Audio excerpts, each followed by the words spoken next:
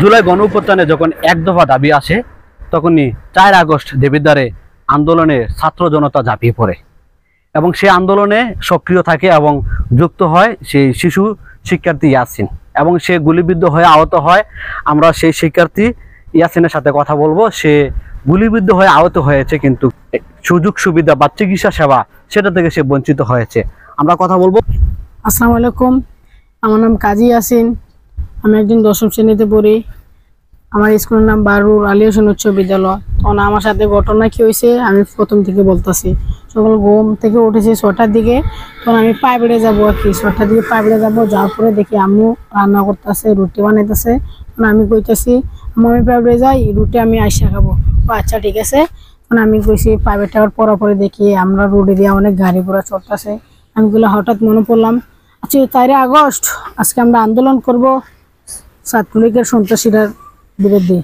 তখন আমরা আন্দোলন করার পরে তখন বিড়ালা গেছি। বিড়ালা যাওয়ার পরে বাস টুস লইছে, কেউ লাড়ি লইছে, কেউ ইয়ার ইট মিট লইছে। লওয়ার পরে ছাত্রলীগের সন্ত্রাসীরা ইটা দিতে তখন মনে করেন আমরা গেছি। ফার্স্ট টাইম আমরা দেবিদার যাইয়া দখল করি। ফার্স্ট টাইম অনেক ঝাঁপিয়ে পড়ি আমরা দেবিদার দিকে। এগুলো আমরা প্রথম দেবিদার সব লুটপাট দখল করে লেছি। এরা মনে করেন পুলিশের সন্ত্রাসী ছাত্রলীগের সন্ত্রাসীরা গুলি মারছে। গুলি দেওয়ার পরে যে পারছে দৌড়াদৌড়ি করছে। তখন সামনে দেখে এক ভাইয়ের হাতে গুলি লেগেছে। হাতে গুলি হাড্ডি এন্দে লাগছে, এন্দে হাড্ডি গুড্ডি বাড়িয়া হাত পাত ঝুলা রয়েছে। তখন বাইরে গেলাম, ভাই আপনি একটু রেস্ট নেন, তো আপনার চিকিৎসা বর্তমান দেওয়া হইতেছে, ইয়া করতেছে, ভেন্টিলেশন করছে। তুমি 4 আগস্ট নিউ মার্কেটে যখন ছাত্র জনতা নিউ মার্কেট দখলে নেয় তখনই দাওয়া পাল্টা দেওয়া চলে, আওয়ামী লীগ এবং শিক্ষার্থীদের মধ্যে দাওয়া পাল্টা দেওয়া চলে। তখনই এই যে গোলাগুলির মধ্যে তুমি কোথায় গুলিবিদ্ধ হয়েছিলে সেই স্থানটি একটু বলবা এবং তোমাকে কারা হসপিটালে নিয়ে গিয়েছিল? আচ্ছা, যখন রুবেল ভাই সামনে দিয়ে যাইতেছে, রুবেল ভাইয়ের উপরে গুলি লাগে। গুলি লাগার পরে আমি বলবো হের গুলি লেগেছে। আচ্ছা আমি এরে সাইড করবো ভাববাসি না, অনেক ভাইদেরকে ডাক দিব। আমি একা পারবো না, তো অনেক বড় মানুষ তো। আমি আচ্ছা আমি তো পারবো না। তখন হঠাৎ দেখি আমার হাতে কি জানি পড়েছে। ওরা পরে আমার হাত এভাবে উঠে গেছে। উপরে যাওয়ার পরে আমি হাতটা কষ্ট করে নামাইছি। নামানোর পরে তারপরে 2 সেকেন্ড পরে দেখি হাত দিয়ে আসে না, এমনি খেয়ে যখন গরু কাটে যখন রক্ত বাড়ো না, তখন এমনি রক্ত পড়তেছে। তখন আমার তো কোনো জ্ঞান গুণ নাই।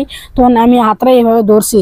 ধরার পরে এবারে গেলাম, যার পরে 3টা ভাই দেখছে। যার পরে আমার 3 দাও দিয়ে দৌড়ান দিছে ছাত্রলীগের সন্ত্রাসীরা।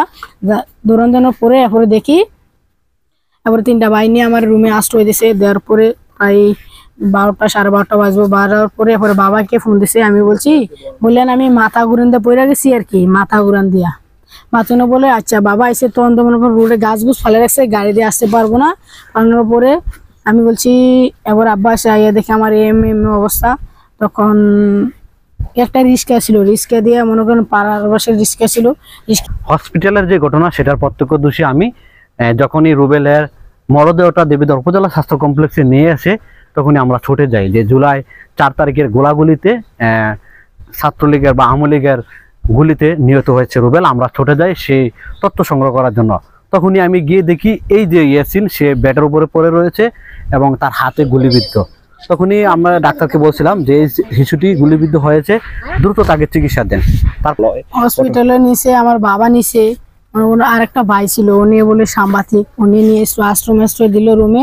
যেমন নেওয়ার পরে এরপরে কেছিল, সে কেছিলিয়া এদিকে একটা ঢুকে দিছে। তখন আমি কিন্তু যে ছিলাম জ্ঞান ছিল ফোন, তখন এনদে একটা ডুয়েছে, এনদে লুটেছে।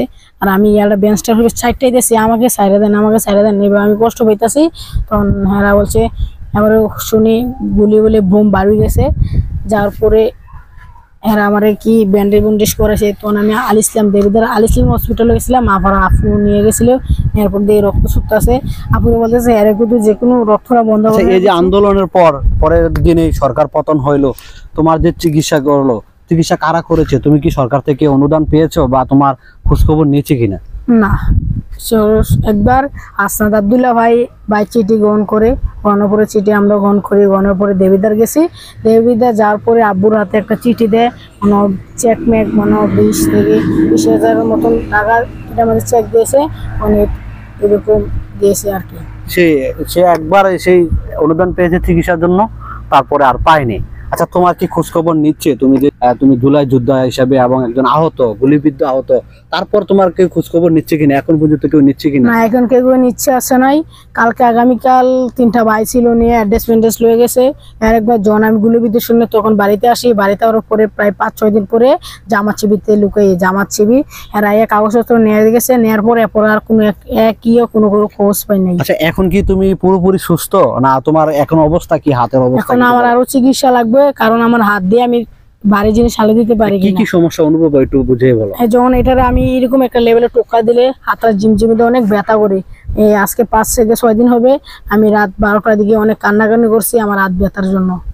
বর্তমানে তুমি কোন স্কুলে লেখাপড়া করছো এবং কোন ক্লাসে রয়েছে একটু বলবা? আমি স্কুলে লেখাপড়া করছি, বারু আলিশন উচ্চ বিদ্যালয়ে। আমি একজন 10ম শ্রেণীর ছাত্র। এখন তোমার চিকিৎসা প্রয়োজন, তোমার দাবিটা কি আছে?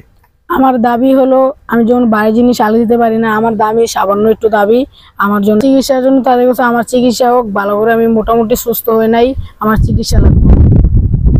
ধন্যবাদ। আমরা একজন আসলে জুলাইয়ের যোদ্ধা বলা হয়, সে যে ইয়াসিন, সে কিন্তু সরাসরি আন্দোলনে সক্রিয় ছিল 4 তারিখে, এবং সেই আন্দোলনে সে গুলিবিদ্ধ হয়ে আহত হয়। কিন্তু আসলে এই আহত হওয়ার পর অসচ্ছল একজন পরিবারের ছেলে, সে তার পুরোপুরি চিকিৎসা করাতে পারেনি সে। এখন তার দাবি তাকে যেন পুরোপুরি চিকিৎসা দেওয়া হয় এবং আহতদের যে লিস্ট বা তাদেরকে সুযোগ সুবিধা সেটা যেন বলবৎ থাকে, এবং জুলাইয়ের প্রথম বর্ষে জুলাইয়ের আহতদের স্মৃতি এবং তাদের কষ্ট এবং তাদের প্রাপ্তিগুলো তুলে ধরার চেষ্টা করেছি। দেবিদার বার্তা থেকে আমি আব্দুল্লাহ আলিম।